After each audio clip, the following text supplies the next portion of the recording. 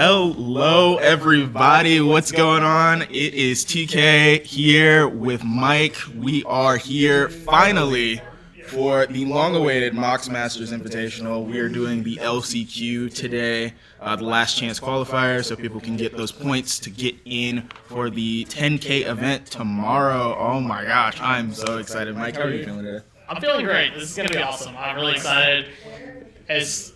Playing with Power, having our invitational, having just everything is just awesome. Everything's great. Yeah. Really looking forward to this, and especially looking forward to this first round we're about to show off. My good friend Anthony is playing. Brandon as well. We got some really sweet lists. So. Yeah, I think that's one of the most exciting parts about this event specifically is like you have people who are heavy hitters in the community coming out to play, and so these games are probably going to be some of the most competitive games I think we've seen by far. Yeah. No, I'm super excited. And we got a lot of players looking for they're looking to make it into the invitational tomorrow. So this is make or break. Absolutely. It's gonna be a big day for a lot of players. Yeah. With that, I think we just go ahead and get started. Let's go ahead and look at the gameplay. Yeah. Okay, all right. Looks like we had we're okay. This is fast start. Yeah, they're already getting started. So seat 1, we have Jacob Kelly playing Kidden Bonder Prodigy. Excuse me, a deck that has been going on the rise right now. And then seat 2, we have Anthony playing Garuda, who just played a land right now. Yeah, it looks like the blue farm. This is not correct. We got our names off here. Yeah, can we let's just fix that real quick. It looks like so let's see. So whoever's here, this is blue farm. Yep. Yeah, apologies for the. Yeah, sorry about that. Well, mixed up here. Crazy Marwin start. That's Marwin. We got Mana Crypt. Looks like turn 1 Marwin, Ancient Tomb. A Garuda. That Brandon, Marwin. There we go. Awesome. Marwin is coming out of the gate swinging right now. Let's see, we got a Mana Crypt, Lotus Petal, Chrome Mox, and printed with the birds. Something huge. This is Ancient Tomb. Turn 2, a Shia Wild. Oh my god. And we got a reader. People are like, what is this? Yeah. Can we pop this card? Absolutely. Yeah, Thoughts Oracle, it looks like. Yep, there you go. So. Yeah, apologies. We're getting set up here. That should do it. There we go. So, Shia Soul of the Wild is a 5-drop, legendary creature, elemental. Power and toughness are each equal to the number of lands you control, and non-token creatures you control are lands in addition to their other types. So yeah, it's definitely a bomb of some sorts. This is so it makes a ton of mana by itself, and in the Marwin list and in a lot of mono green decks, you'll see this card in combination with the fairy. What's the name of that fairy? It's a Script Ranger. Yeah, Script Ranger. It's a 2-card combo with a Shia to make infinite mana. Absolutely. You do still need a third piece, but in this deck, but it is very powerful on turn 2. Absolutely. Looks like we had a turn 2 heuristic study from the blue farm player. That's pretty typical of this deck. Cannon with the Llanowar Elves, Mana Crypt, and we got a little bit of a tank here. Yeah. I think there's decision making here, obviously. Yeah, you can. So, easy line is cast a Cannon, have access to 5 mana immediately with your Mana Crypt and your Elf. Yeah, and the tanking here, it may suggest they may have some sort of maybe win con or maybe a tutor for a win con. Usually turn 1 and 2 are pretty easy. Easy, yeah. Kinnan is definitely a deck that's been on the rise lately. Definitely in part to some famous players, specifically like a comedian MTG kind of winning Time Twisters. not to, you know, really recently with the deck. So I've seen a lot of Kennen players come out of the woodworks lately, and the deck is so good. It generates so much mana, and then at the time that they're playing with all their interaction, they can also just do big flips, flip into huge bombs on the table, and win the game that way too. So it seems like we have a decision now. Tapping 2 mana. Yeah, we're casting the Kennen. Casting the Kennen, tapping the elf. Surprisingly, Yeah. Makes you wonder maybe they're holding something up, giving up. They want their blue mana. That's clear. Or making 3 with the crypt. Maybe not. Maybe not. Yeah. Yeah, I think Kennen is it's the perfect mix of like the Timmy. People love to just put huge things into play. Yeah. Kennen loves to cheat things into play. You know, people that like Winota like Kennen usually. It also is just a really, really powerful, really good deck. So, you know, it appeals to the Spikes, it appeals to the Timmies. Yeah. Oh, we have a Gilded Drake. Drake. Okay, yeah, Gilded Drake seems like it's being passed on by the Garuda player. Yeah. And probably playing Pain for the Ristic, I would assume here. Yeah. And that looks like it might be taking an Ashaya. That's my assumption. Yeah, that's definitely the target I would go for at this moment. I think Ashaya. Yeah. So I've used the Gilded Drake in these matchups. You can actually grab like a Yisan. I've seen a lot of times. Yisan is actually pretty sweet in Kennen. Yeah, no, Yisan is really good, especially because you're making all of the mana anyways. And yeah, it that's like a Veil of Summer on the stack. Veil of Summer, yeah. Oh no, this is Vines of Vastwood. Okay. Yeah. Can we pull that one up? Absolutely. This is a unique one. So this gives any creature hexproof. You can target other people's creatures. You can target your own creatures. It has Tinker +4/+4. Great card in Marwyn because you can pump Marwyn as well as give Marwyn hexproof. So this, great answer to Gilded Drake. The Gilded Drake will be sacrificed, and if this resolves, then which seems likely. Yeah. Nice tag card for sure. And it looks like there may be a response here. I'm not sure what this card is. Yeah, couldn't really tell from the. Oh, it looks like they took the Marwyn. Okay, it was the Marwyn that was targeted. Okay. And it looks like maybe this is Stubborn Dial. The card that they use here is Stubborn Dial. Okay. It's basically a force spike here. Kind of unless they pay 1. Yeah. And that'll work. Yeah, we'll do it. Yeah. We just gave the Kennen player more mana, but did possibly stop some combo lines from Marwyn. Absolutely. And hey to so it seems like it's Marwyn's turn. They're untapping. And hello to Dante. How's the echo? Do we still have an echo here? Oh yeah. Get some feedback from the chat.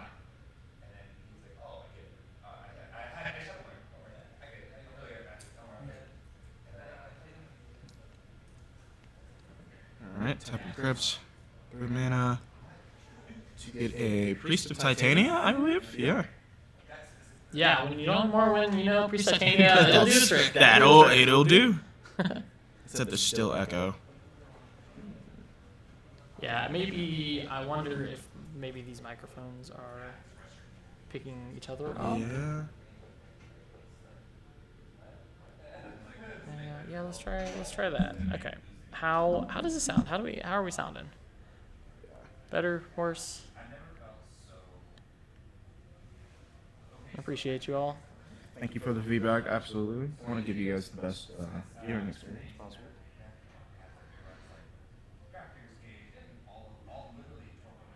So much better? Awesome. Yes. Okay, perfect. All we do is pull the mics apart from each other.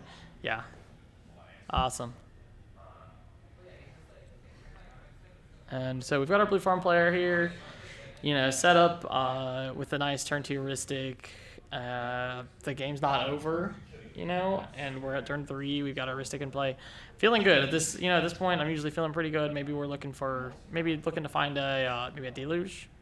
Maybe Fire Covenant here to clean up some creatures. Yeah, clean the board out a little bit, definitely. Well, the longer the game goes, usually we'll favor the blue farm player quite a bit. And Kennen plays well into this as well. This is true. Yeah. Notably though, Nathaniel does not have any of his commanders out. So that is kind of slowing him down on his value index, but at least the rest of study is going to make up for that. Yeah, and it's like just holding up mana, holding up interaction. Yeah. It seems like Jacob just had to flip for crit. Ouchies for sure. Yeah, and we're untapping with a Kennen. with a Marwyn, Llanowar Elves, so much mana, access to 3, 4, 5, 6, 7 at least, and then their lands as well. So untapping with 9 mana, 10 mana. Maybe with the Garuda player holding up mana, the Blue Farm player holding up mana, maybe just a cheeky little cannon activation. Maybe hold that up. Yeah, definitely a way to go is to just flip into something. Hope to establish board state there instead of trying to cast stuff around with all this blue going around. Yeah, and I agree. I think Garuda is very cool. Anthony, I actually had the pleasure of coaching earlier this week, and we worked on the deck list a little bit together. Very, very nice deck list, very sweet. It's definitely unique, that's for sure. What can you tell us about the deck list? And I know personally, I've not necessarily seen Garuda in action when it comes to a cedh environment. What we're thinking here with the tap mana grab, that'll tap or extra. Let's see here. Is that Moonsilver? This is Moonsilver Key. Yeah, can we pop that one up? Absolutely. This is a Kinnan staple. Yeah. This is a very good tutor cannon. Usually can be used to find basalt monolith. Sometimes you can, maybe you can find a treasure vault with it if you have infinite mana. Yeah. You need an outlet. It's nice. Yeah. Definitely gonna get there. Yeah, basalt can be, can sometimes be harder to interact with on the stack. So maybe they, maybe they're finding their window. Maybe they're just holding up Moonsilver Key because with access to 9 mana, you're able to play the Moonsilver Key and also hold up a cannon activation. Absolutely. Yeah. Just depends how proactive they want to go with this here. Yeah. It seems they've got floating mana here after the Moonsilver Key play. Yeah. While we're thinking, back to the Garuda. So obviously the effect is like milling, right? Yes. So on can we pop Garuda up here on the screen? Yeah.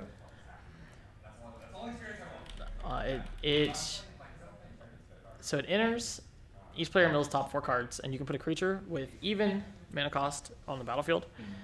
So one of the things that you can do with Garuda is you're able to play it, hopefully hit a clone off the top, and you can clone Garuda. And if things work out how you'd like them to, you can do this a lot. Okay. Yeah. Eventually, you're able to find different loops with Garuda to turn through your deck. I'm not going to give away too much of the secret spice yet. Absolutely. I think we'll let Anthony show it off here. 100%. It seems like you cracked Moonsilver Key or tutoring at the moment. Yep.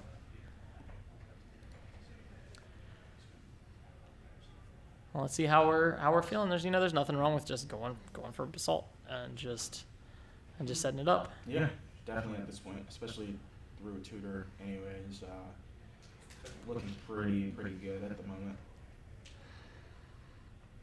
Yeah, no, Kinnan definitely is really good at just playing on multiple axes right now. Like I said, it's got the mana production, so you're just making a ton of mana. So with Simic, that's mana for interaction, that's mana to do stuff that you want to do, stop what your opponents want to do. All at the same time, if things get too dicey, it can just switch to big flips, and that'll do it. You've got that's one of the best things about the deck. You've got the explosive early game. You've got all your fast mana, which you can double with Kinnan, make a ton of mana early, and I mean even set up. I've had many turn 2 wins with the Kinnan. It's possible to have a turn 1 win. Yeah. Interesting. So it seems like we're getting Mox Amber off the Moonsilver Key. Interesting deck. Yeah, just making mana. Make more mana. It works. Make more colored mana at that. Yeah. True. It can also be used if they're setting up a Hullbreaker line or a Tidespout line. Get your second piece of free or cheap mana that you're able to use to loop through the deck. Yeah, Mox Amber is a great one for that. You can loop those two, make infinite colorless, make infinite colored mana. Yeah, and flip away. Honestly, yeah. Yeah. Yep. That's definitely a play for sure. Yeah, but that's one of the good things about Kinnan. You've got your early game, you've got your late game is just activating Kinnan, or even putting Consecrated Sphinx on the stack, putting Void Winnower on the stack, just things that other decks don't get to do. Absolutely. All for a commander that costs 2. So yes. If it gets rid of it, it doesn't matter. You're making so much mana anyways. You're gonna just cast it back and do other things. Oh yeah, that's another another big upside for Kinnan is just yeah, playing the second cannon for 4 mana is like, okay, this isn't so bad. Yeah.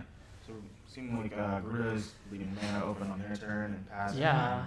Marlon's roll for grip safe and is casting. Garuda is here on the. They're definitely on the slow plan here. Yeah.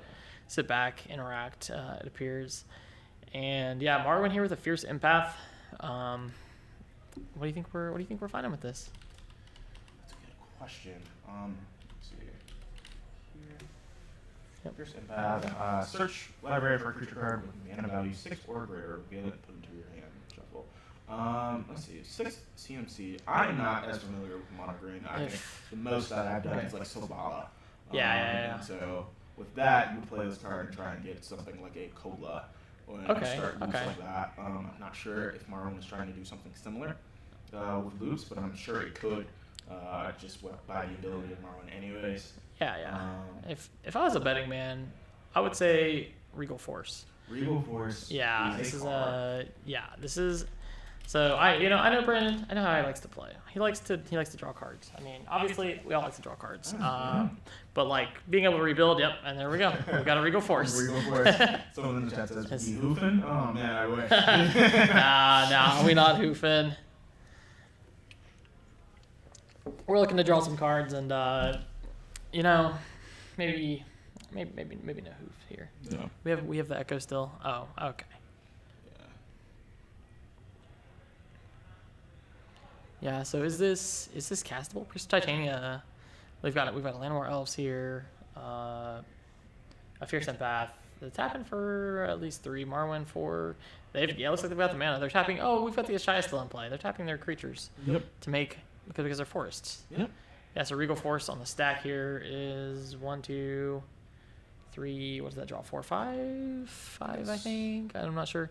I think Ashaya makes your creatures green. Does it make them green? I'm not sure. Makes them forests. Makes them forests. Okay, so it doesn't make them green. Yeah. Okay, so it looks like a draw 4, and it looks like that is. Orcish Bowmasters. Okay, that's. There you go. Yeah. Yeah, that's a good one. That's immediately. Yeah. Yeah, if you don't have a deluge, I mean, this is just as good. Just as good, yeah. Especially if people are drawing cards. Yeah, you can get rid of the Kinnan, we can get rid of some of these elves to clean up, the mana, and even slow down the Regal Force a little bit. Absolutely. Not only that, the Regal Force is going to enter. It's going to draw cards. This is a machine gun. Yeah, the Orc army is gonna be big boy. Yeah. What have been your experiences when it comes to Orcish Bowmasters lately? I know it's a card that had a ton of hype, coming in. Do you think it deserved the hype, or it's something that's undeserving of it? I think it's interesting. It's a really interesting card because one of the things that this card does is it incentivizes other black decks to play it to kill other Bowmasters. Absolutely. And what this does, it's like a feedback loop of just everyone's going to play Bowmasters to kill Bowmasters because other people are playing Bowmasters.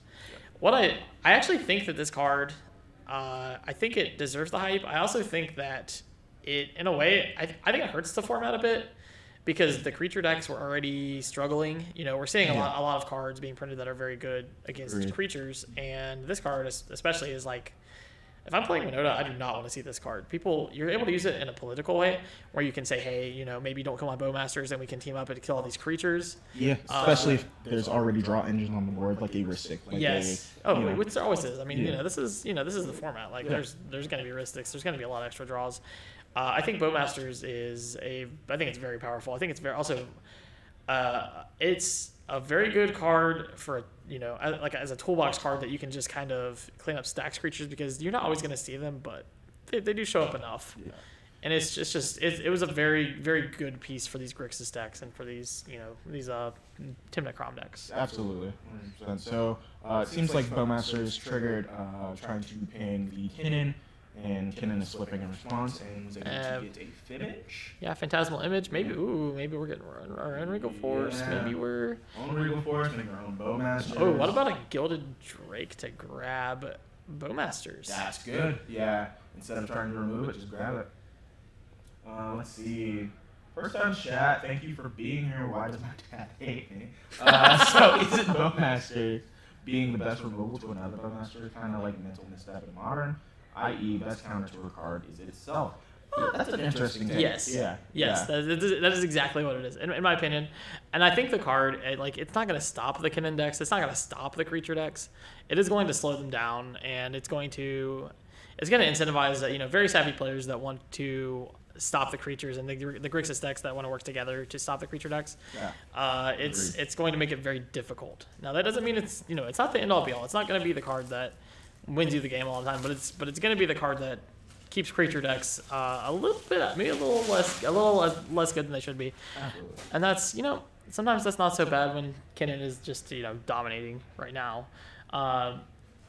And it looks apologies for the echo here. We're gonna get that worked on here in between rounds. So it looks like we've Phantasmal Image the Gilded Drake and taken the Orcish Bowmasters, which is very heads up. You can still deal with the creatures, and you can also keep your own creatures alive.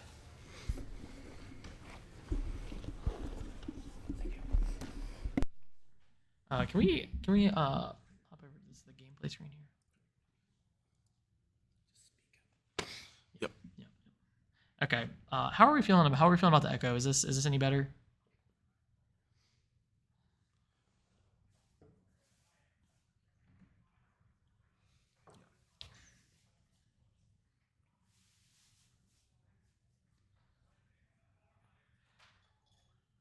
Okay, so there's our we're grabbing our Orcish Army token here. Yeah, I think that's one of the often forgotten parts of Orcish Bowmasters that I think is one of the strongest parts of the card is you're getting an extra body on top of it. Okay. So it looks like we've got so 3 more counters on there from the draw, and what have we killed? We've killed Phantasmal Image, and unsure what the other targets were. So TK sounds good. Oh, thank you guys. How do I sound? Boosting up my confidence here. Thank you guys. TK, you always sound good. Come on now. Stop it. Yeah. But yeah, definitely one of the often things is you get this huge army token that even if you remove the Bowmasters, it stops growing, but it's there. And it's something that you have to deal with, especially if it's fed. Which is something that a lot of people forget, too, is, if you feed this Orcish Bowmasters token, now you have, you got rid of the pinger, your life totals are fine. Maybe, if you can block this 7/7, this 8/8, this 9/9, however much it is. So there's a lot of leverage with the card. Yeah, definitely.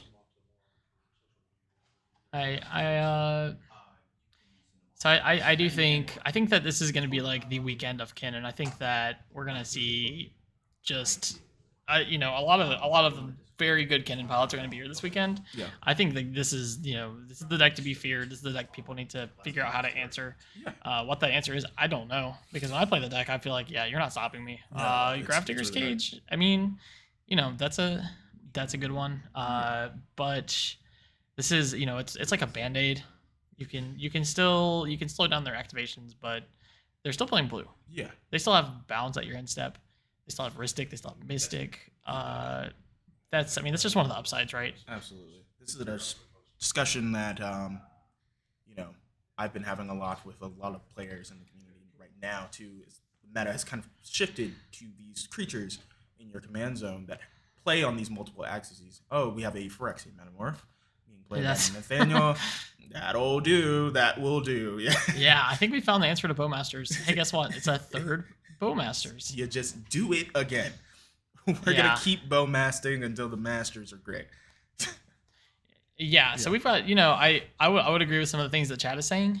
Calling Ritual, obviously very, very good card. Yeah, it's in the rocks and the creatures all at the same time. Oh yeah. Now that actually, you know what?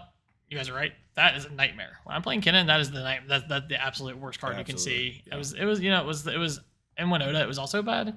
In Kinnan, it's much worse. I mean, your board is gone. Sometimes, maybe if you have your Consphinx in play, maybe you're okay. But, very, very savvy players will know, we can just tutor this. We can mystical tutor this on top of our library, untap, blow everything up. And then guess what? You get to cast your Ad Nauseam afterwards. You get to rebuild your board. Yeah, Atraxa. I'd love to see some Atraxa. Najila is seeing a little bit less play. Najila does also plays that card. I think it just doesn't see as much play because there's not a ton of decks that are black and green. Yeah. The two primary ones being Najila and Atraxa. Yeah, yeah. It's definitely very more niche than a lot of people think. But when it comes up, it's always a house, especially for resolves. Yeah. Yeah, Getting rid of all of those rocks, it sets people back a lot. Yeah. Yeah. Oh yeah, the coins. Yeah, if you come to this event, we're just handing them out like candy. We've got so many of these coins. They're just free. Yeah, you cannot exchange them for actual monetary value, but we do have them. They flip and they're nice. They're incredible. I mean, they exist because you can flip them on top of your expensive cards. Indeed. And they're not going to hurt your cards. That's why we love them. Yeah. So those of you that are thinking about making the trip, coming to play, we've got an open tomorrow as well as an invitational. Today, obviously, the LCQ has already started, but we're doing free play all day as well.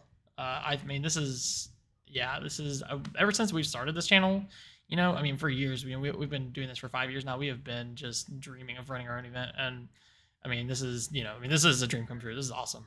Yeah. Like, very happy for everybody that's here, and very happy for the team that everybody was able to put this together. This is awesome. Yeah. Okay, so we've got Kinnan, and they're when you cast Green Sun, this is a card that's actually surprisingly controversial as far as Kinnan players go. If this is a staple or not is Green Sun Zenith. Most of the time, so you've got two probably the two best things to do with Green Sun Zenith. Number one is usually just finding Seedborn Muse. That's generally what this card is used for. I would use it for that. Yeah. Seedborn is so busted in this deck. This is the deck for Seedborn.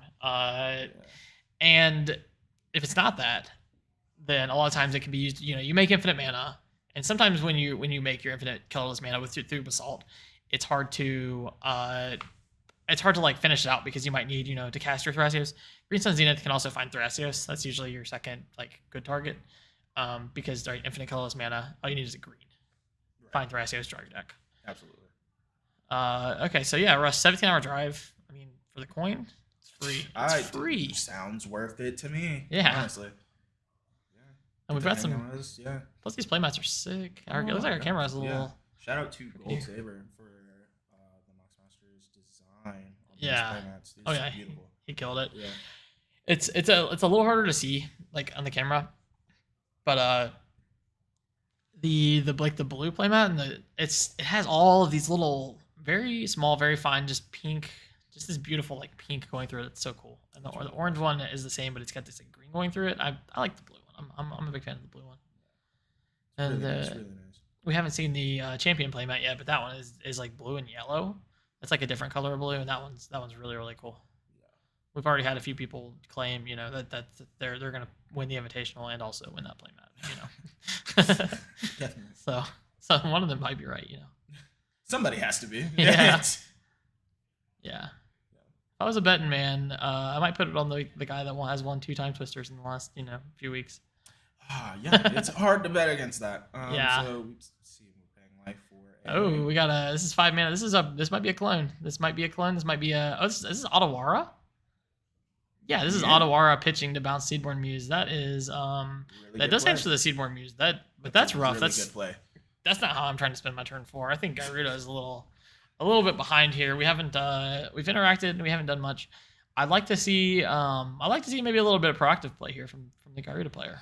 Yeah. I guess that's one way to deal with this kind of board when you're already having so many mana producing decks around you, is to kind of sit back, get rid of those big bombs early on, and then maybe play through. So I can definitely see if there is some strategy behind that. And it definitely helped out just now from saving everybody from the Seedborn Muse, because that would have ran away with the game immediately had that resolved. So here we are casting a. What is that? This has got to be a clone of some sort. Yeah.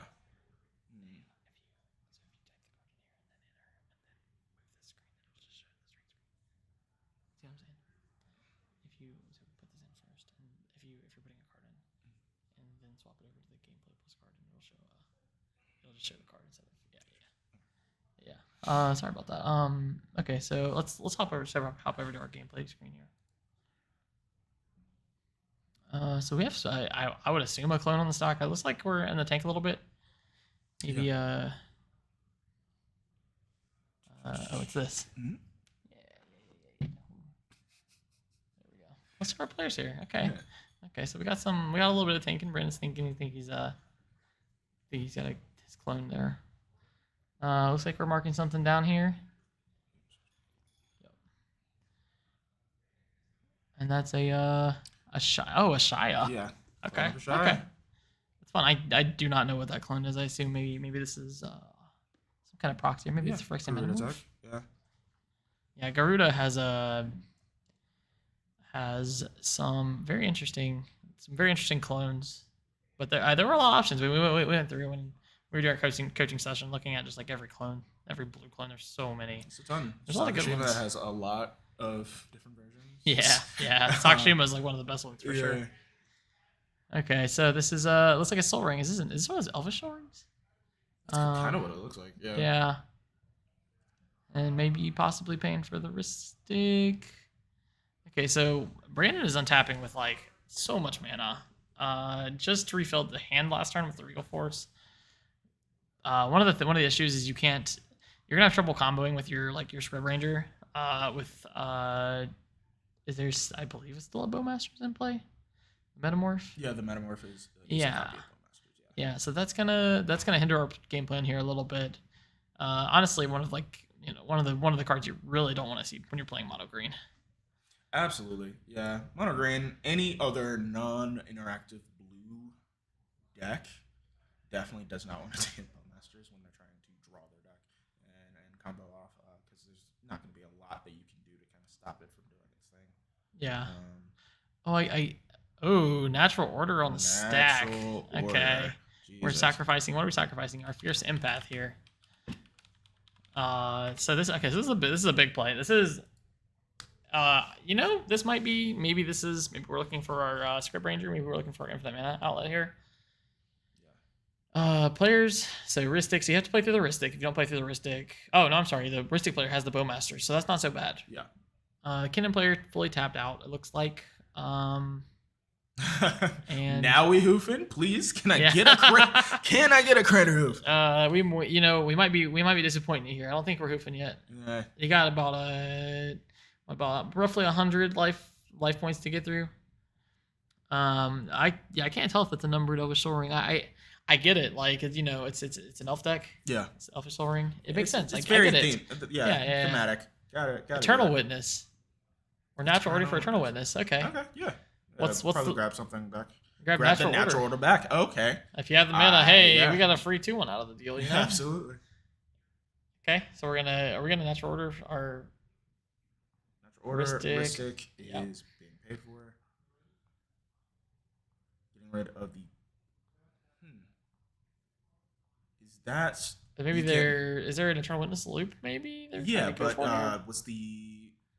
I don't believe you could do that, right? You can't sack the Gilded Drake for the natural order.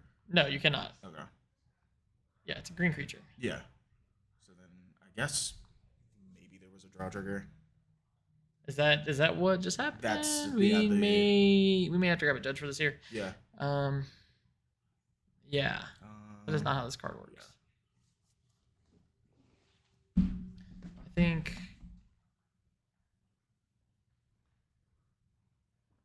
Alert. Yeah. Yeah. Okay, so TK is hopping over there. Scoots.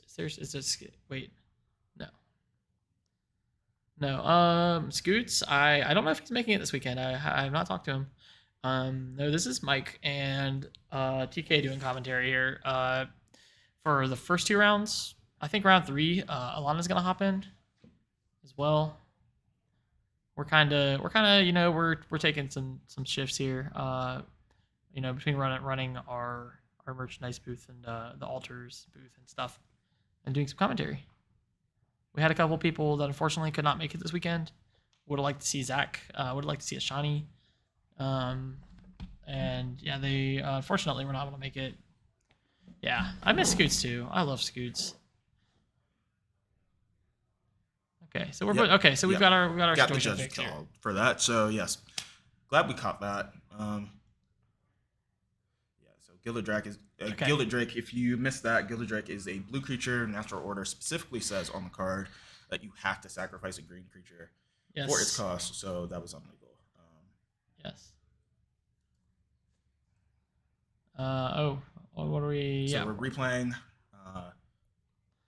rewinding back for the Eternal Witness. So I can only assume that he had some sort of game plan that involved the creatures that he has in play right here, and the first Natural Order may have, with the way things worked out, I don't think were exactly how it was intended. I assume he intended to sacrifice the Gilded Drake and find some kind of loop with Eternal Witness. Yeah. Not entirely sure, but it's not the worst thing in the world if the Natural Order still resolves. Looks like maybe there was a Flusterstorm in response. Our game is shaky. Yeah. Okay. If the shaking keeps happening, we'll go get that figured out here. Yeah. It would be great if we could do that. Definitely. I play Natural Order a lot more. So it was a gameplay error, game rules violation. Yeah. Simple backup because not too much had happened. Yeah. You didn't sacrifice a green creature. Because not much has happened, it was very easy to back that up. Awesome. So Yeah. we backed it up. And we're back Okay. Awesome. Perfect. Thank you so much. Yeah. So judge call just was made. We're just backing it up to the initial Natural Order resolution. Yeah, just had him sacrifice a green creature. Yeah. So it looks like that there wasn't. I don't know where the Flusterstorm at what point that was cast, but it does look like Brandon is grabbing Woodland Bellower, which is going to enter and find Duskwatch Recruiter. Okay, this does not. So Duskwatch Recruiter is used normally as an infinite mana outlet. In this deck, can we pull up Duskwatch Recruiter? Yeah, absolutely. This is normally used as an infinite mana outlet. It was also played that way in Modern for a while. I used to play this card in Modern back in the day. You make infinite mana, activate infinitely, look at the top 3, reveal a creature and put it into your hand. So once you have your infinite green mana, you can go through your deck and find whatever creature you're looking for that wins the game. Oh, that's kind of sick. Yeah. Ooh, I'm immediately thinking of if anybody has been, paying attention to the new Galta that was revealed. I haven't been paying attention to that. What's that? That's a card that's when it ETBs, put all creatures on the battlefield from your hand. Oh, I did see that. Forget that. Ah, God. Yeah, that card is wild. Like it. I don't like it at all. I feel like that card might. I don't. Maybe it's uncounterable. Maybe not. I don't remember. Yeah. But it is pretty busted. Yeah. It's one of those cards that you can actually just like reanimate it and maybe win the game. But you'd also need creatures in hand. Yeah. I mean, maybe it's I don't know. It'll see play somewhere. Yeah, somewhere it'll definitely find with it. So our TNK player here feeling good. Another untap with a bunch of mana, Aristic in play, cards in hand, Bowmasters in play. Would still really like to see some type of Wrath effect here. There's a lot of creatures on the Morrowind side. Maybe looking to set up a win next turn. Kinnan about to untap with a lot of mana. Yep. And I would definitely like to be setting up a Wrath here. It looks like they're not. They're playing the long game here. It appears we're not seeing many tutors. Just interaction, card draw. I mean, that's not a bad game plan in this pod, I don't think. No? You definitely want to keep people in check. Because all of these decks definitely seem like they are, one good turn away from running away with it if they had the, window. So you definitely sitting back and being able to just kind of watch and, be able to take the game from that stance, I think is a really great play. Yeah. For that's catching up, the Phyrexian Metamorph is an Orcish Bowmasters. Yeah. For anybody who's just joining us, hi, welcome. We are in the middle of round 1 of the LCQ, the Last Chance Qualifiers. Everybody's playing for a chance to get automatically all of the points that they need to join us for the Invitational tomorrow. Yes. Kinnan is untapping again with a Kinnan and a lot of mana. We didn't see anything too crazy happen last turn, but here is a Seaborn Muse on the stack. It looks like they've tapped their Marwin. They are paying for the Rhystic.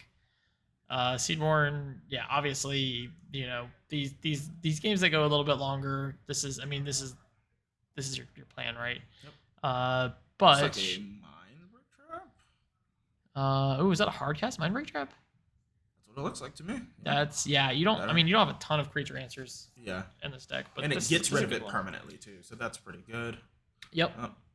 And the Kinnan has they've got the Flusterstorm for. It's like you've got Seedborn Muse and you've got Mindbreak Trap, just 2. So Flusterstorm is just and Seedborn, so I guess 3. Yeah. Still that's it's a good one. Yeah, it works. It gets around it.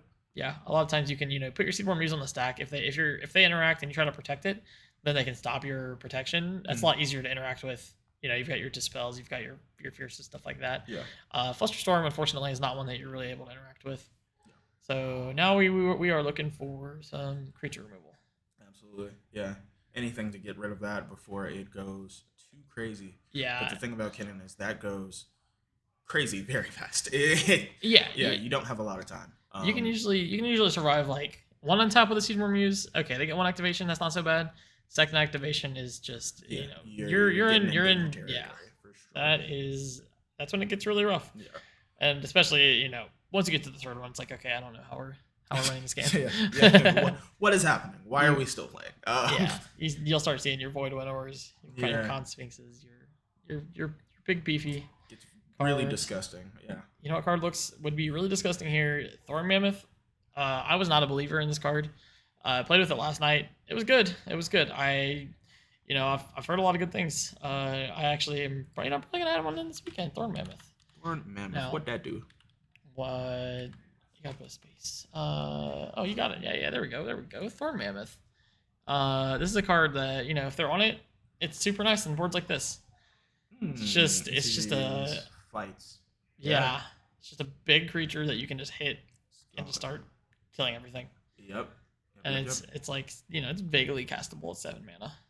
No. Yeah. It feels very similar to like a Kogla, Titan Ape, or any of the big fighters.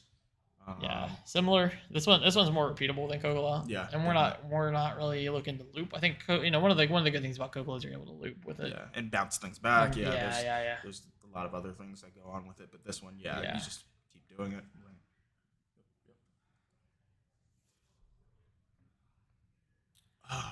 So here we are at Anthony Stern. Yeah. Let me go get this shake situation with. Yeah. Are they on a homeward path? Let's see. Yep. So we have triggers off of the. Hi guys. Hello everybody. Oh gosh. Yeah. So Alex just joined us. Hi. Hello. How are you doing? Hi. Good. Just subbing in for a little bit, helping doing this. What do we got going on today? We have a crazy game right now. So Kinnan here has a Seedborn Muse, a ton of mana. Love it. No, we don't. No, we do. We do love this. We're doing this, baby. Okay, we have Kinnan doing Kinnan things. Okay, we got a spin on the stack. Okay, Birds of Paradise. We don't like that. We don't need those. No, Bop is not. Oh, he has a One Ring. Let's see. Is that what that is? No, that is an Orc army. So it's an Orc. There's been a ton of Orcish Bowmasters happening. We have one on board on Nathaniel's board right now for Blue Farm.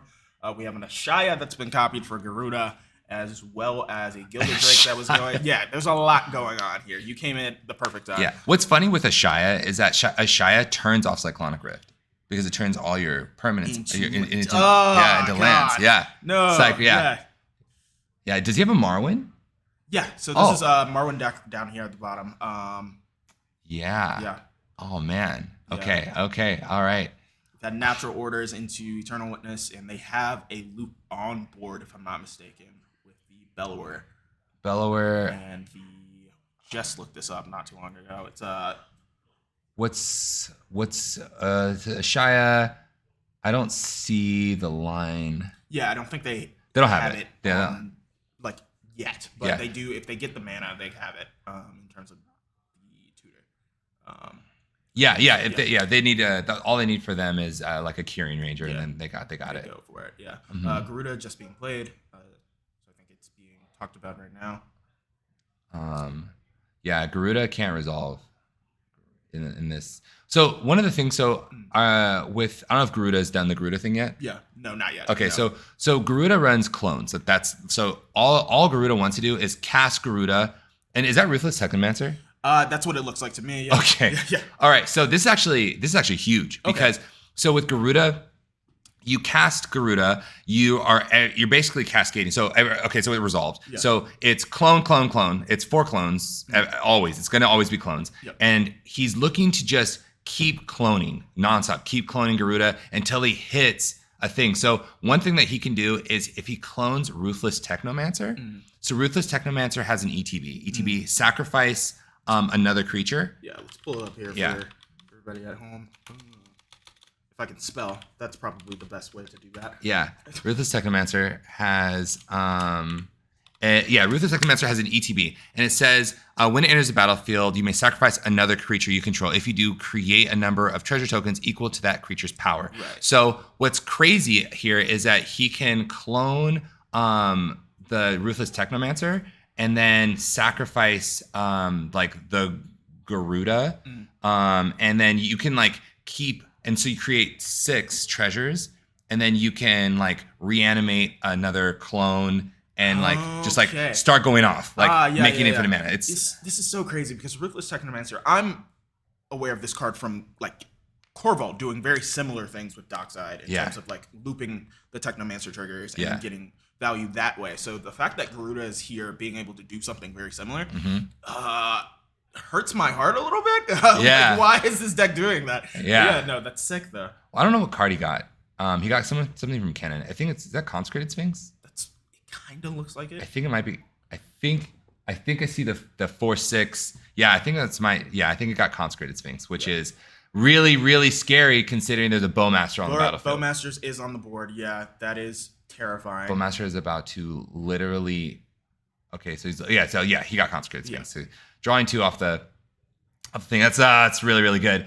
So that's another thing. So his deck actually runs. I actually talked to Anthony before this. And his deck runs Consecrated Sphinx. His deck runs runs Deadeye Navigator to be able to love flicker. that card. Yeah. It runs the new the new clone from Doctor Who. It runs both of them. The Flesh Duplicate. Flesh Duplicate, and the other one, the 6 mana one that has Myriad. Oh my god. What is that? And so I think it's something in Automaton. Yeah. But yeah, so it runs all these like really, really cool things. And if he actually gets that specific clone, he'll win. He'll win the game because he'll have Myriad and he'll attack and he'll get 3 clones and he's just gross. Everybody in the chat who is a huge Garuda fan is super happy to see Hire explain that this deck is actually in a really good position right now. Yeah, really, really good. Ashaya is in a great spot as well. Yeah, definitely all they need is the mana loop and a producer. Yeah. And they can go off right now because they can just search their library for all the creatures. Well, that's pretty much. Well, they can't really search for all their creatures. They can search for one creature because they need because the way Ashaya works with Curing Ranger is that you can bounce it once. Right. It's so not, repeatable in that sense. Yeah. The card is a Soldier. Thank you. That's Perfect. what we were trying to talk about. Thank you. Awesome. Well, I'm out of here, boys. I'll be back a little bit later, but good luck. Good luck, Kennen. Yeah. Thank you, Alex. Absolutely. Always love Hire coming through. That's my boy. Yeah. Welcome back, mate. So, we have just been going through with Garuda being able to get the Ruthless Technomancer on board and a Consecrated Sphinx. So, board state has developed very fast. Yes. I didn't want to give away too much of the secret spice here, but Technomancer is a huge piece in this combo. Mm-hmm. How does it work? I barely understand it, but it definitely involves sacrificing and reanimating things. Some kind of clone. Saying, is Hire playing in this event? No, we actually wanted to give other people a chance to win this weekend. So, we decided to, put him to work, actually. So, Yeah. Unfortunately, Alana, she was like, can I play? I was like, no. We have to give people a chance. Alex was like, can I play? No, definitely not. We have to give other people a chance too, right? Absolutely. Yeah. This event is for the community, for you all, to give you guys, something that a lot of formats already have in a form of, something to strive for. And so, yeah, we definitely don't want to take that up. Let's see here. Yeah. So, yeah, we're tapping mana here on Marwin's turn. I guess we're activating the Auton, looking for some creatures here. The Duskwatch Recruiter, is that what was going on? Duskwatch, okay, yeah. Yep. Boop, boop, boop. Yeah. Card that I have not seen, so it's interesting to me though. I like its ability a lot, especially in a deck like this. Yeah, this is normally like kind of maybe like a desperation play a little bit here. Just adds the blind activation of Duskwatch Recruiter. It looks like Duskwatch has been killed by something. Probably what is this? Bowmasters. Bowmasters. Yeah. Did they draw cards somehow? I don't know. Well, there's Consecrated Sphinx on the board, so I would not. Oh, there's Consecrated Sphinx. That's yeah. That's what that is. Okay. Yeah. So maybe we're not feeling great. Circle of Dreams Druid, I believe, is a 1/1. That's what they just revealed off of their activation. Yeah. Yeah. This is a tough place to be. Consecrated Sphinx and Bowmasters. You're not really able to draw extra cards. The Ristic player's not. They're going to draw cards. Consecrated. 2/1. A 2/1. This thing. Yeah. I don't think. Or there's a world where we even cast this into Bowmasters. That thing is not going to live. No, especially because it's doesn't have haste. Board shapes are developed immensely right now. You kind of want something a little faster. Yeah. So tapping our creatures, casting Dreams Druid. It's a tough world for this Druid. Yeah. I guess hoping to make it around the table to get a use from it. Yeah. The Gyarados player getting Con Sphinx. That's powerful. You're not only getting a Consecrated Sphinx, you're also taking it away from the Kinnan player. Absolutely, yeah. And this is, especially the fact that it's survived and drawn multiple cards. Yeah. Very interesting. Yeah, in chat, Garuda and Blue Farm tag teaming on the table. Absolutely, yeah. This is something that we were talking about with Bowmaster specifically, is that it kind of warps the game in a little bit to where any draw engines can now just be leveraged against the table in a way that's almost unfair to anybody who does not have that on their own board. You're putting creatures into play, and they are not going to live. They're not going to live. Especially which one of the reasons why I've been playing a little less Winota is things like this. Yeah. Players they know you can work together with this Bowmaster. We can work together to kill everything. Yeah. And the Winota player, you're not really once all of your trigger creatures are gone, it's hard to actually come back. Absolutely. So, yeah, tough place to be. Yeah, definitely. And it's a really good place to be for Blue Farm, especially in a pod like this that's so creature heavy, where Tymna is probably not gonna get through as much. There's a lot of flip effects, so not a lot of spells are being cast. So Crom is probably not gonna get as many triggers as you want to. So it's definitely the Ristic Bowmasters coming. This is actually probably the best thing that can happen for Blue Farm at the moment. Yeah. Yeah. Yeah, and I will say one of the cards that the Blue Farm player, I'm not sure, how they've been sculpting their hand, how they've been, setting up. A lot of times, turns like this where things start, maybe getting a little hairy. There's just a lot of scary things in play. This is where we really like our Grand Abolishers, our Ranger Captains. Yeah. So you can kind of you'll just kind of see it out of nowhere, it seems. So we've got an Ancient Tomb here. Where they'll just, you sit back, draw cards. Eventually, you find your window and you put something that's just very hard to interact with, like a Grand Abolisher or Ranger Captain on the stack. Yeah. And hey, by the way, I've been drawing cards this whole time. I'm gonna win the game. Yeah. Definitely. Okay. Yes, this is round 1. Yeah, and here's our we're looking at our Blue Farm and our Marwan players here. Yeah. So there we go. There goes the Tymna. Interesting play here. Considering everybody has blockers. Everybody has blockers, and you're not trying to draw cards. I don't think, unless you want to give the Garuda player more cards. Maybe they are. Yeah, that's true. Yeah, we're just talking about leveraging that. Game. Love the action camera. Yeah, that's actually my favorite thing. Yeah. So nice. Yep. Definitely high quality. Looking crisp. They all look so good. Yeah, we're looking for those big political moments where I'd like to see Shana up here for politics. Oh, absolutely. some of the more political players, yeah. and get them on camera. I want to see some rage. I want to see some salt. All the fun that comes with some really high level competitive cedh play. I love how it went from I just want to see politics and everything, and then when I want blood, I want rage. Oh yeah.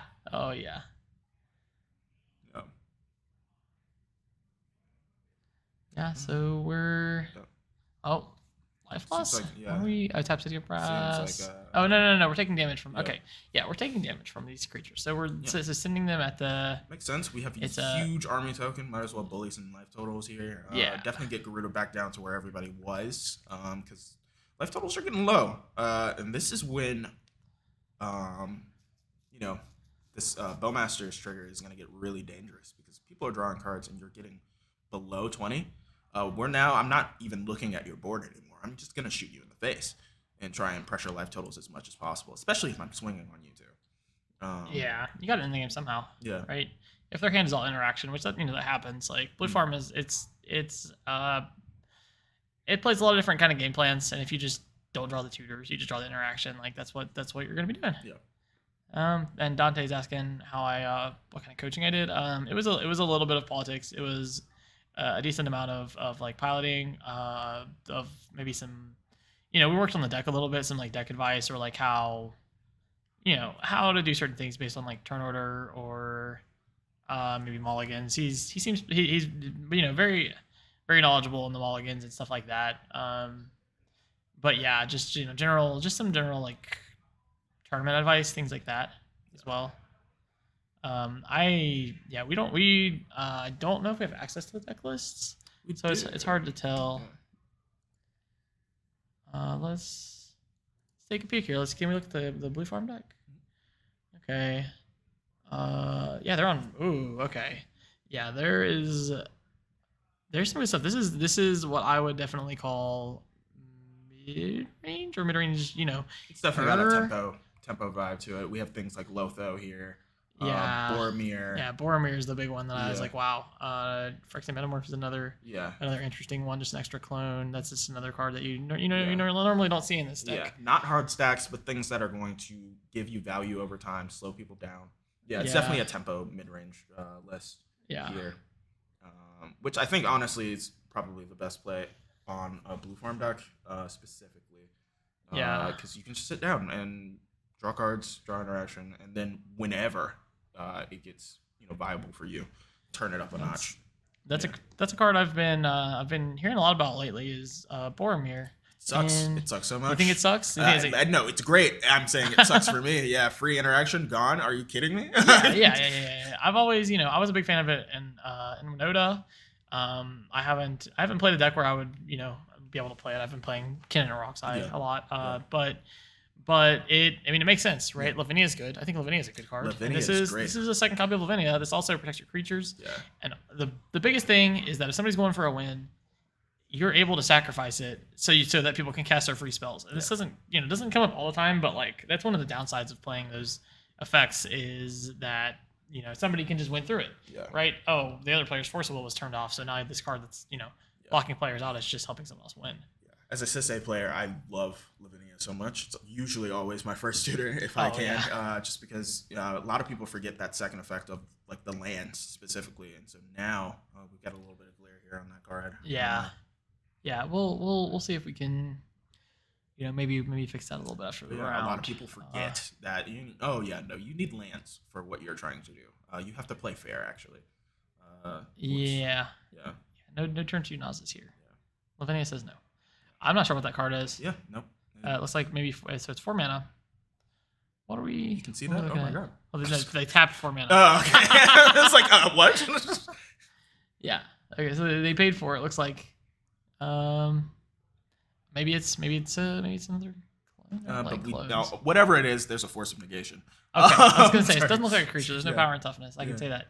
This spell, we gotta say this spell, whatever it was, big enough to pull a counter spell out of the Garuda there. Whatever it is, they don't want it, and so it must have been a good one. Yeah, that's so funny. Yeah, did they pay for the Ristic? Not sure. Maybe they drew. Maybe it was missed. Okay, this is a black card, I think. Okay, so we've got spell number 2 on the stack. Also, not a creature. Yeah. What? Okay, I would love. This is a fierce guardianship. Can chat tell me what's going on here in this XL? Okay, drew a card off wrist stick. Okay, we've got our triggers. Yeah, don't forget those. Yeah. I will say this. I believe this player played Shorkai at the last event. Yeah. I'm not It 100% said sure. reanimate. Reanimate. Reanimate, Oh, is yeah. that? Yeah, that looks like reanimate. Yeah, Yeah, and that's a okay. breach. Okay. Yeah. And they put underworld breach in the stack. That was countered as well. Yeah. The consecrated sphinx is making. I mean, so you don't really want to draw off the heuristic. I mean, you do, but also there's a con sphinx in place. You're drawing them too. Yeah. I guess it depends. Do you think that your hand is good enough to power To through fight it, yeah. to power through all these cards? Yeah, because Yeah. obviously Okay. Oh, you're 3 making mana. leverage. Yeah. 3 Yeah. mana was for Timna. This has been a long turn.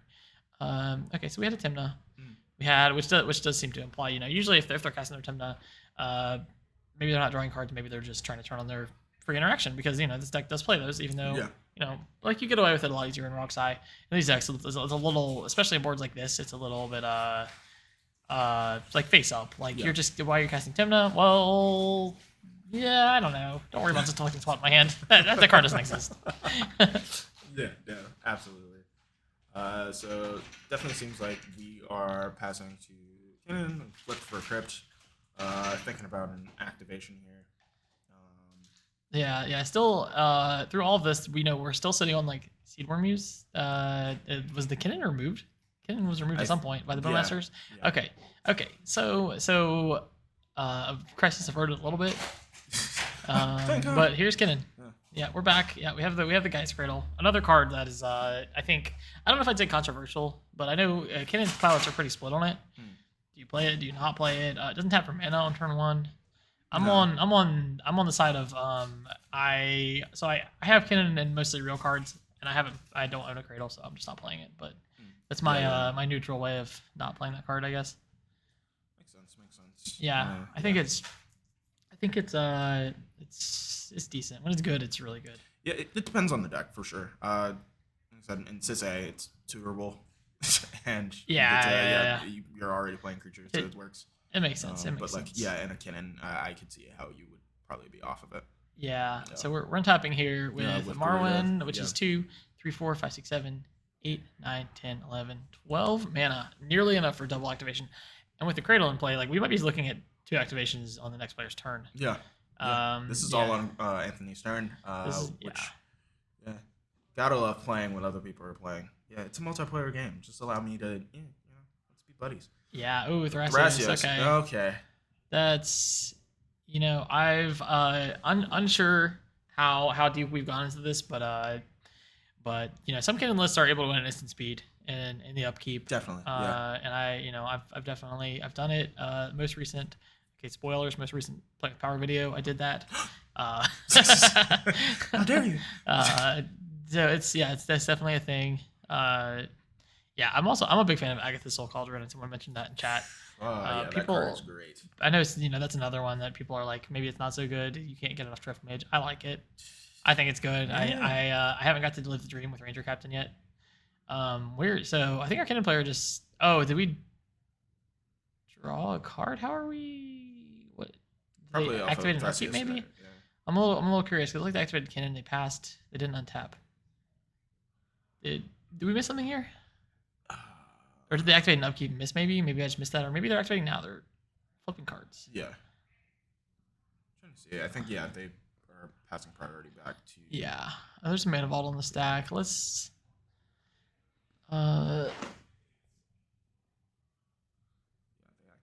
see what our players got going on. Okay. Yeah, a little bit of conversation happening here. Kinnan player, that's their hand for sure. For everybody joining us right now, that's Jacob on the left. That's piloting Kinnan. That's Anthony on the right, piloting Garuda.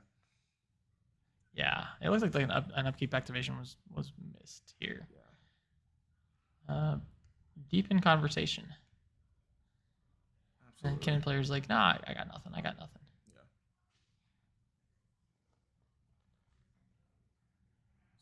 Back here to gameplay. And we got they're.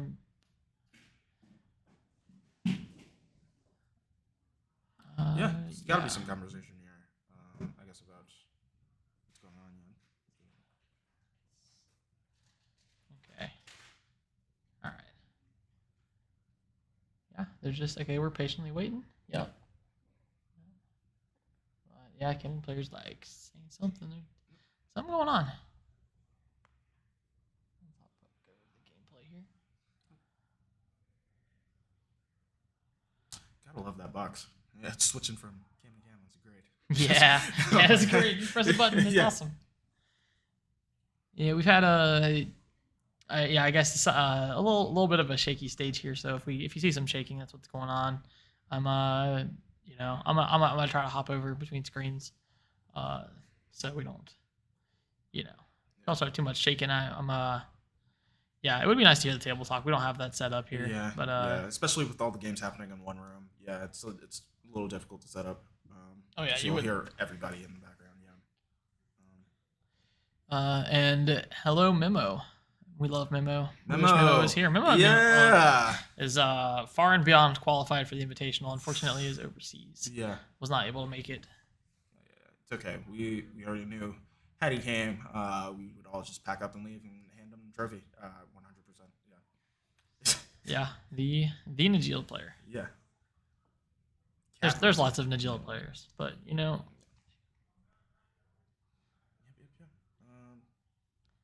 Seems like we're still discussing there.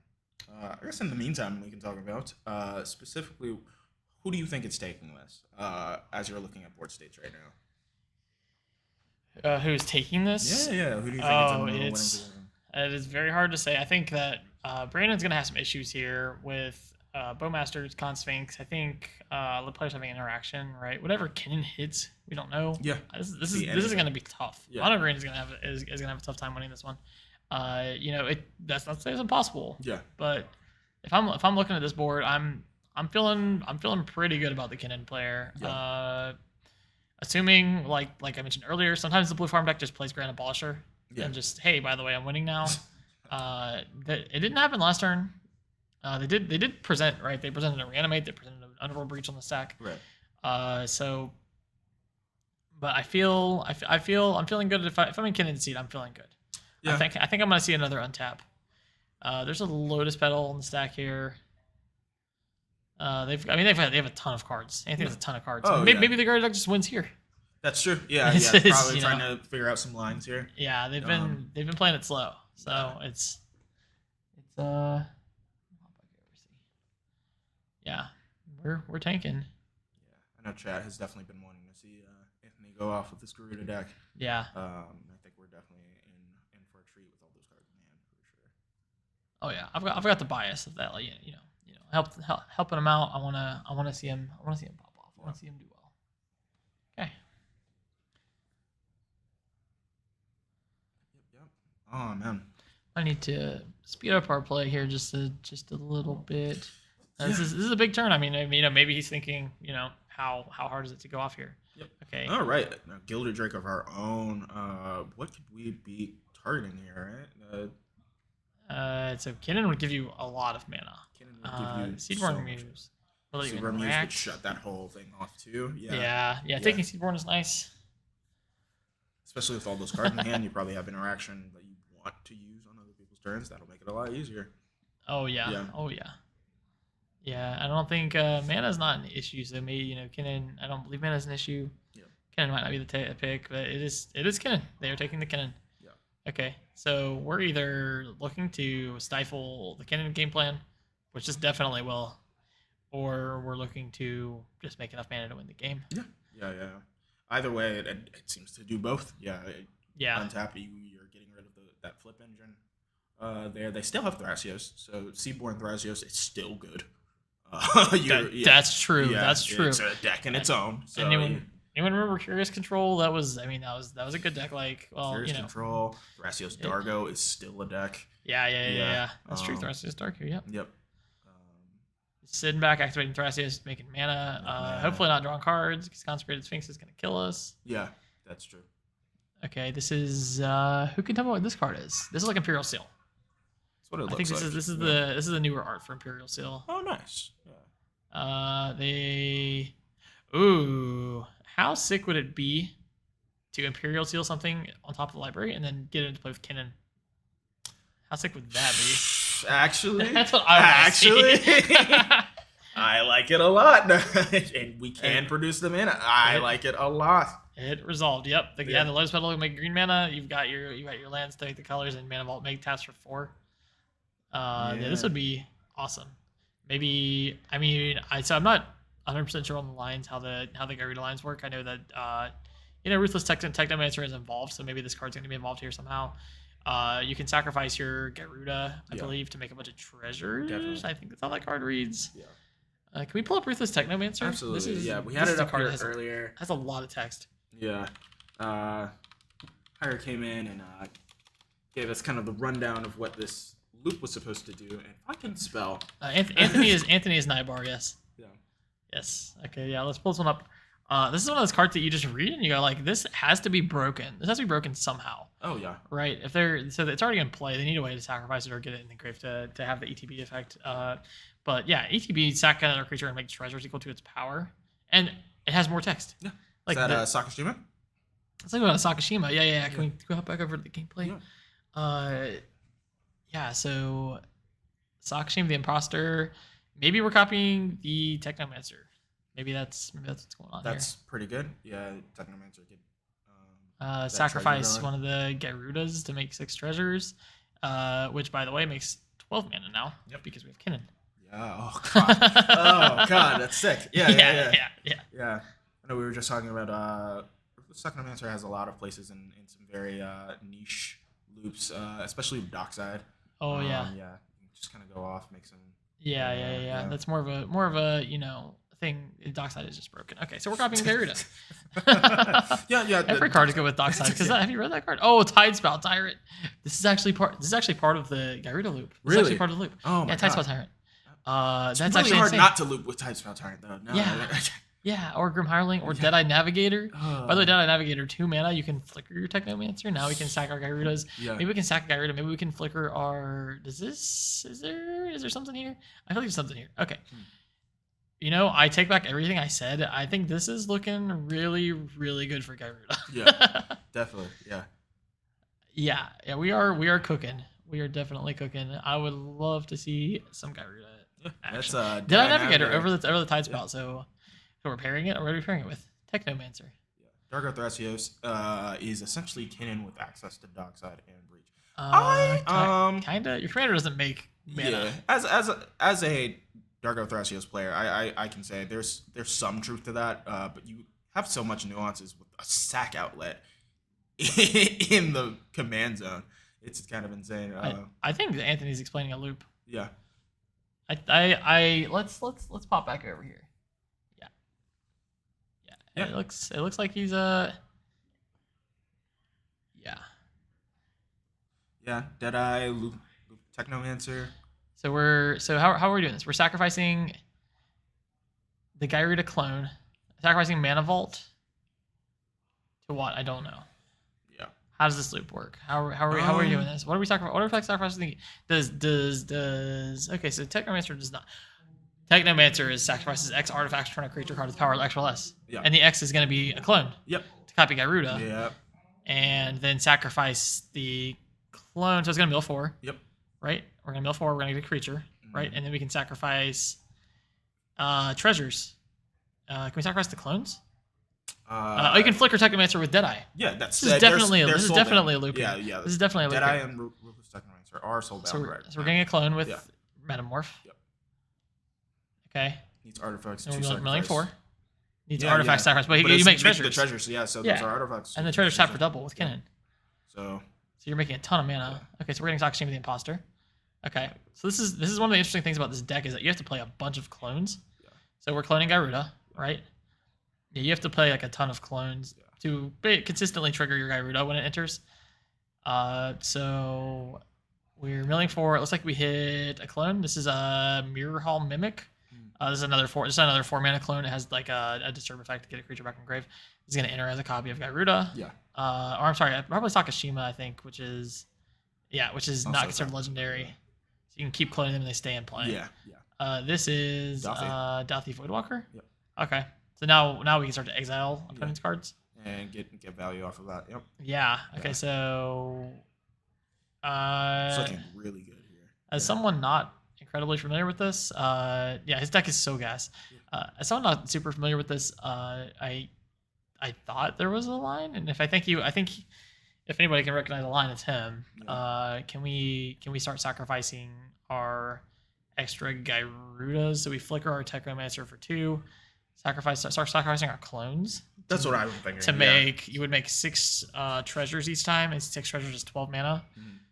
2 in a black, right? You can pay 3, which is 2 treasures to sack X artifact, which is sack 0 artifacts to return a creature with power X or less, which is a 0 power clone. Right? Is that you can't do 0? X can't be 0. X can't. Oh, Yeah. okay. Yep. That's what I'm missing then. Okay, I was gonna say that seems like a pretty easy loop here. Yep. The clones, they come back. Yeah, but if you keep just reanimating clones, you're milling out your So you can do opponents. X or less. Okay, but what if you choose? So you can. Okay, so target creature can be 1 or less. If you do X equals 1, You can still can you still get back a 0 power You creature? still can get 0. It Okay, just so X this- cannot be 0. You still have to pay the 1. Okay, essentially, yeah. Just Okay, to make so it so this- that's not free. That makes sense. This should be a loop. Anytime that he does it, I think this is a loop. Anytime that he does it, he can exile 4 cards off their library, make more mana, and eventually, Mill them out, honestly, yeah. I'm trying to figure out where this ends. So, because exiling a bunch of, so if you can loop it enough to exile their libraries, then that'll work. Yeah.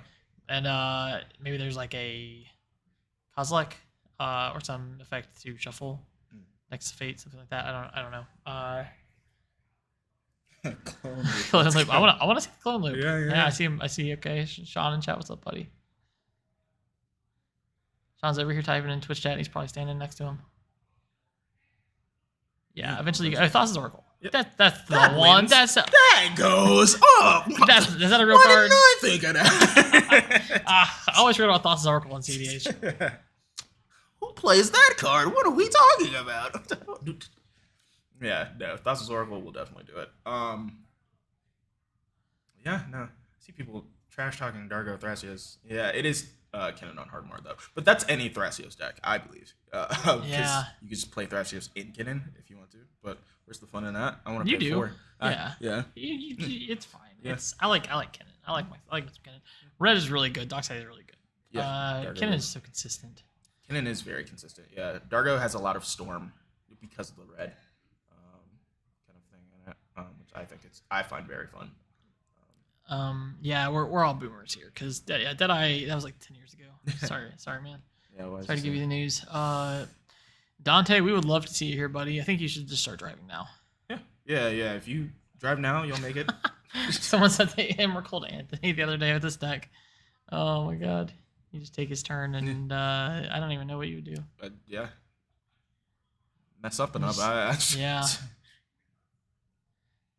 I deal with Dead Emerald. Eye Loops, so 3 years ago. I actually am making a deck right now that wins with the Dead Eye Loop. Borborygmos and Fibblethip. It's incredibly fun. I enjoyed that card a lot. Yeah, Nate, you can neoform it into Deadeye, which is sweet. Yeah. Yeah. I mean, but yeah, that's more of a awful style of build. Yeah, with the Stormin and everything. Yeah.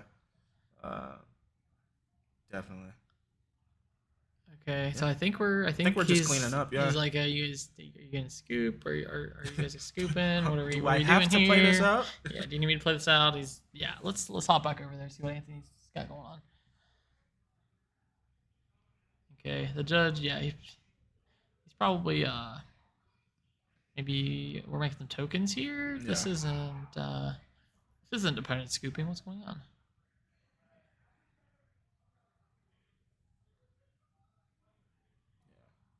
Chat, you just grind with Thrasios and just go. Yeah, once you cast like a big enough dockside and you have like Life's Legacy or something like that in hand, you just kind of go off from there. Because you sack the treasures, Dargo makes 1, you just draw into something eventually like a Berkey or something that can sack. It's really fun. It's a lot of storm put into what usually is a very slow pace.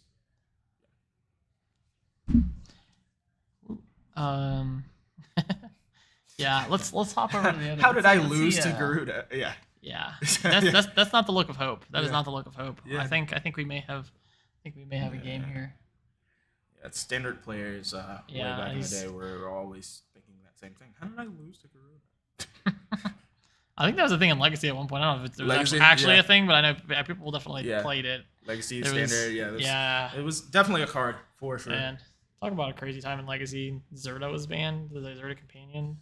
That was good times. I actually thought when they announced companions, I was like, this is so broken. I was like, is this the future of Magic? Is just every deck gonna have like every set's gonna have companions in it? Is that what we're looking at? Like every format's gonna be commander? That is not what happened. I think they just didn't realize how busted the mechanic was. Like, free cards. Absolutely, yeah. Now you see them like every now and then, especially like in Pioneer, just because it's like it's really easy to do.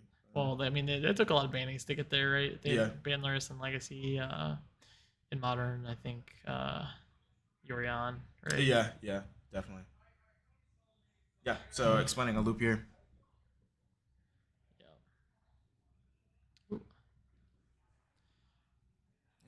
Yeah, that's the look of a man that just won with Gyruda. That is a look of confidence, power,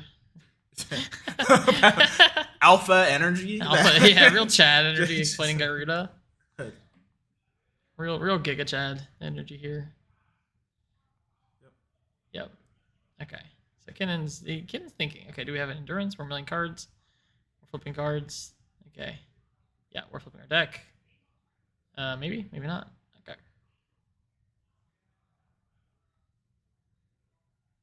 Yeah, words are being exchanged. That is a fact.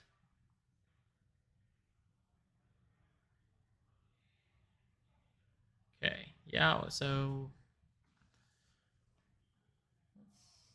what's going on? They're just like, yep, we're I feel dead. Yeah.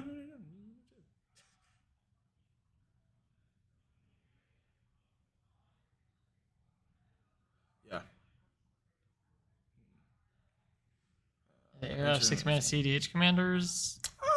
I think it depends. I think we're more so entering the era of commanders that their value is insane. They're fighting you on multiple axes. I think when you look at kind of like what's been topping across, at least for me, you can speak up if you don't agree, but you have Kinnan that's fighting you, in terms of the mana with the interaction on the stack, but also being able to flip. You have Najila that's making a board presence, but then it can also just win through 5-color good stuff storm. You have cedh that can do kind of the same thing. Kendra does the same thing. These Thrasios companions, blue farm, just draw cards, and then storm off if you want to. Yeah. It's a lot of decks now that are just being able to. You got to be able to do multiple things. You can't. The era of just pigeonholing your deck into I'm going to do this one thing and I'm going to do it very well no longer works, because once that one thing stops, where do you go? The game is so mid-range now. You need a good pile of cards at the end of the day. It's unfortunate that blue is just so good that every deck's backup plan can just be Mystic Ristic. That like if you're playing, and it is unfortunate.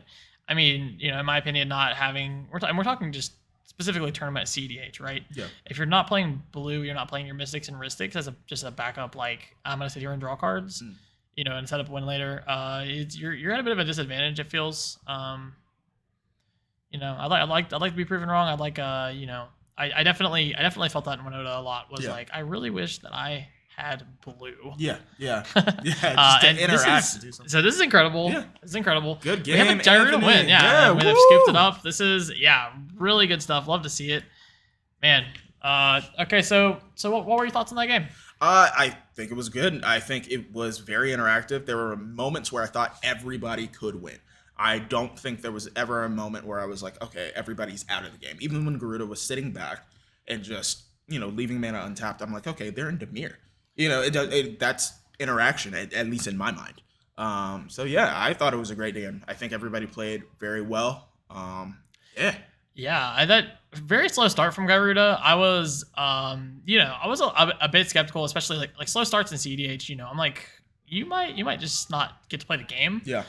But kept up interaction, went forward at the right time, and played the right cards that were hard to interact with after players had used all of their interaction. Yeah. So overall, really really awesome. Absolutely. So we are going to take a quick break. We will be back with round 2 shortly. So stay tuned. Yep.